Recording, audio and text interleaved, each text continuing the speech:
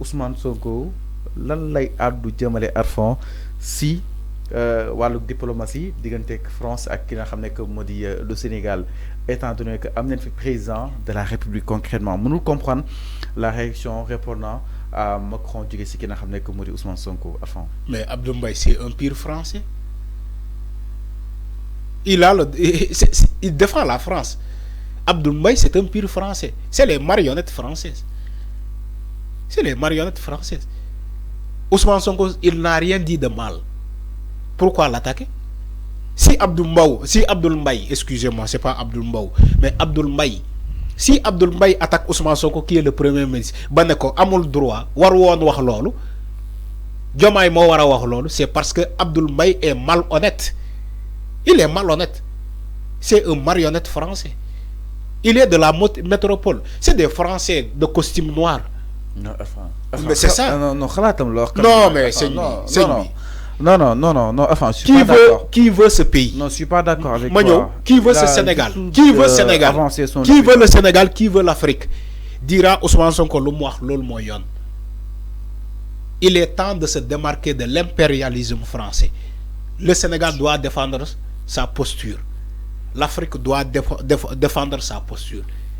C'est le seul Africain, là, vous critiquez Ousmane Sonko qui la décision ou bien la réplique qu'il a donnée à Macron. C'est le seul Sénégalais, Abdoul Mbaye. Moi, le seul Sénégalais, là, Ousmane Sonko warul wax.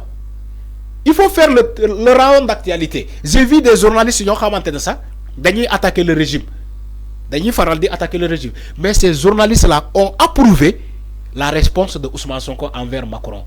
Mais seul Abdoul Mbaye qui a dit non, Ousmane Sonko warul wax. Il est qui, Abdoul Mbaye? Si Abdoul Mbaye est marionnette de la France, il n'a qu'à aller en France. Si Abdoul Mbaye n'est pas sénégalais, il n'est pas panafricaniste, il n'est pas africain, Abdoul Mbaye, on lui concède ce statut-là de Français de couleur noire. Voilà les Français de couleur noire. Nani dam dans France. Vers la couleur blanc. Damane. Si Abdoul Mbaye, il n'est pas d'accord de la sortie de Ousmane Sonko pour répondre à Macron, il n'a qu'à retourner en France. Sa place n'est pas là. Sa place n'est pas là. Mais qui se voit invexé ou bien vexé du discours de Macron, il va donner la même réplique que Ousmane Sonko, ou bien sinon plus. Mais c'est le seul Abdoul Mbaye, malheureusement. Je suis écœuré. J'ai tellement honte de voir ce Abdoul Mbaye. De dire oui, c'est pas Ousmane Sonko. Voilà, les gens sont commencés. On a commencé à les démasquer. Les marionnettes de la France. On les démasque. Ils sont là. Non, ils sont là, non, parmi nous. Non, ils sont là parmi nous. Les marionnettes de la France. Il dit oui, Ousmane Sonko ne doit pas dire parce qu'on a un président Diomaye. Ousmane Sonko qui est aujourd'hui le chef du gouvernement. Mais est-ce que n'est affaire de diplomatie Arfan? Mais Ousmane Sonko, génnou la diplomatie sénégalaise. Ousmane Sonko c'est un diplomate. Mais dafa maño wax la aba yeen xamoo leen état lu muy doxé maño wax la état lu muy doxé Diomaye bokk na xama yow Fall Abdoul Mbaye mo la gëna xam Ousmane Sonko il fait partie de la diplomatie sénégalaise. Abdoul Mbaye mo la gëna xam lolu parce que nekkoon na premier ministre mais man yow lay waxal yow Fallu bo xamanté yow xamoo yow xamoo man dama lay waxal Ousmane Sonko il incarne parfaitement la diplomatie sénégalaise. Le président de la République peut l'incarner, le premier ministre peut l'incarner, le président de l'Assemblée nationale peut incarner même la diplomatie sénégalaise. Même les députés que tu vois là, moi tu as un passeport diplomatique. Fallou. Quand il me dit que Ousmane Sonko, pour le bien de la diplomatie sénégalaise, ne devait pas répondre à Macron, c'est parce que tu es malhonnête. Parce que yo, tu es con, un con de la France qui est au Sénégal. Oui, Ousmane Sonko, excepté le président de la République, c'est lui le deuxième diplomate de ce pays. Ce n'est pas les ambassadeurs là. C'est vrai que les ambassadeurs ils incarner la diplomatie. Okay. Mais le premier ministre, France, bon, envoyé pour le cas de la commémoration du camp de Thiaroye. Est-ce que Macron moo ñëw kan moo ñëw le premier ministre français moo ñëw. mais da koo yabal. C'est la diplomatie parce qu'il fait partie de la diplomatie. Mais quand un gars dit que Ousmane Sonko warul waxee loolu, c'est parce qu'il est de la vieille école. Il est de la vieille école. Il est de l'impérialisme, la colonisation stupide, la néocolonisation stupide. Je suis écœuré, j'ai honte d'avoir écouté Abdoul Mbaye. Tellement honte. Alors moom peut-être mi ngi laaj que ni. Tellement honte. yi fi su jóge woon si ki nga xam ne que mu di le président. Le président enfin est-ce que du woon gën a le président ak aussi pertinente. Le premier ministre ne fait jamais des choses que le président n'aime pas, sinon dina ko dàq. Non avant le président, le premier ministre, il communique la même chose que le président, soit il n'est pas premier ministre. Man borom xel yi lay waxal, borom xel yi lay waxal. Le président de la République et son premier ministre, c'est la même chose. Moo tax mu nommé ko premier ministre.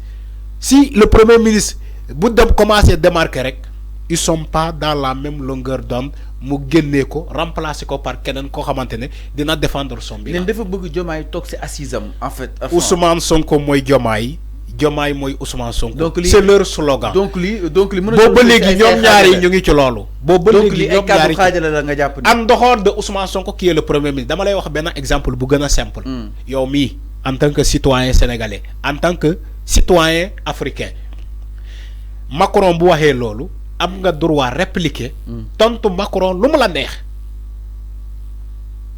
asatuma nga ne ma un premier ministre Abdoul Mbaye mii nii boo xamante ne nekkul dara à part un banquier mënoon a tontu sa Macron moom ci boppam mënoon a def sorti tontu Macron te tontu boobu dafay légal asatuma nga ne ma un premier ministre bu répondre un président français bu malhonnête. Macron c'est un impoli, il est très impoli Macron et arrogant. lépp lu mu am ci réponse jaadu na nga ne ma un ancien premier ministre Abdoul Mbaye taxaw di naan woy du Sonko moo war léegi kan moo war a wax. le président ñii ñoo yàq Sénégal ñii. les faibles là tellement faible moom tubaab sax bu ñu jàkkaarloo ak tubaab sax dañuy daanu leer les Abdoul Mbaye la moo tax yàggul ci premier ministre poste premier ministre parce que il est français. bu jàkkaarloo ak tubaab bi sax mu daanu leer tubaab yi lu ñu wax mu ne waaw tubaab yi lu ñu wax waaw il croit que les Ousmane Sonko là vont faire la même chose daanu leer ci kanam tubaab yi ils vont jamais le faire bu fekkee yéen vous êtes des marionnettes de la France tubaab yi lu ñu wax ngeen consommer la nouvelle génération ne va pas faire la même chose. Nous on est des révolutionnaires, on veut notre autosuffisance, on veut notre souveraineté. Parce que le Sénégal, c'est un État souverain. Ousmane Sonko, loolu la wane à travers son discours, sa réplique à Macron. Maintenant, Abdoul Mbaye ni ñoom mën nañu wax lu leen neex parce que c'est des Français de costume noir. xalaatam la wax. non ñi ngi si réew bu dama ne am wàllu démocratie. c'est le seul Africain laa gis. mais xalaatam la mais ba tey xalaatam la. déedéet non xalaatam la dama ne na dem France xalaatee ko foofu. c'est le seul Africain laa gis bu tontu Ousmane Sonko ne ko waroo wax loolu France waroo wax loolu Macron moom Abdoul Mbaye c'est le seul même ñu d'accordul ak Diomaye ak Sonko sax waxuñu sax Ousmane Sonko lu mu wax ni waru ko wax c'est le seul Abdoul Mbaye boo ko wax. d'accord rek pour mu reculer waat jëlaat xoolaat décision yi na xam parce que il est faible devant les tubaab Abdoul Mbaye bii di il est faible devant les tubaab. alors mii noonu par rapport ak ki nga xam ne que moo di Abdoul Mbaye sa sortie moom itam mu daal di ñëwaat si mu gën a yaatoo jëmale si li nga xam ne que moo di sortie bi nga xam ne itam Ousmane Sonko amal na ko daal di tontu ki nga xam ne que moo di Macron suite ak li nga xam ne que moo di ay kàddu yu Macron que ni dañoo négocier suñu indépendance pour daal di koy am yenn si ay dëkku Afrique yu ko gën a fasanti ko exactement alors ñu daal di ñëw itam si leneen du côté de la régie exactement.